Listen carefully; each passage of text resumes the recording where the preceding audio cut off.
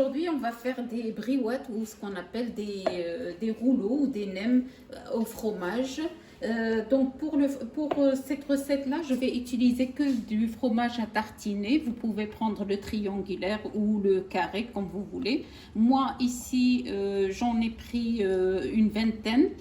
Je vais les mélanger avec un peu de fromage qui est qui est à l'ail et aux herbes.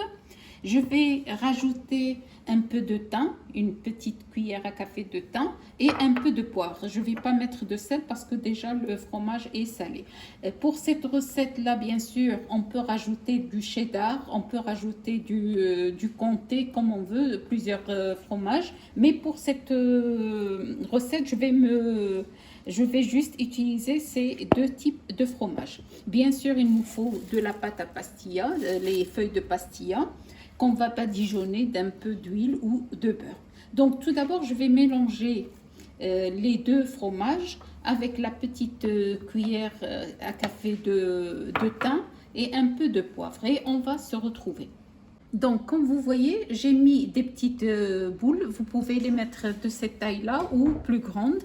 Donc, moi, c'est pour avoir des formes comme ça. Donc, j'ai pris ma pâte et je l'ai coupée en bandelettes de taille égale pour avoir quelque chose d'uniforme. Donc, je mets ma petite boule de fromage. Je mets et je fais comme ça en petit triangle. Voilà, c'est très facile. Je ne l'ai pas badigeonné d'huile parce que ces briques-là, je vais les frire.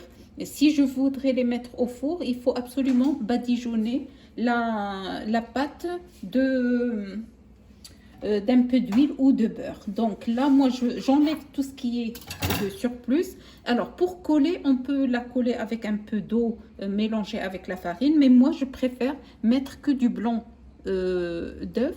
Ça fait plus beau à voir. Donc voilà. Et je ne les écrase pas, je les laisse comme ça. Je vais refaire une autre brique avec vous. Donc voilà.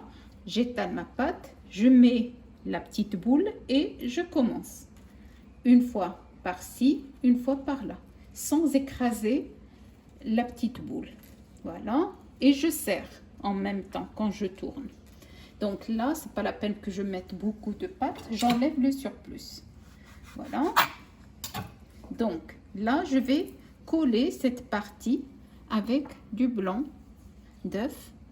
Et c'est parti. Voilà.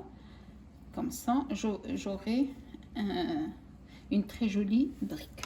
Voilà. Donc, je vais les placer une à côté de l'autre. Et je vais continuer comme ça.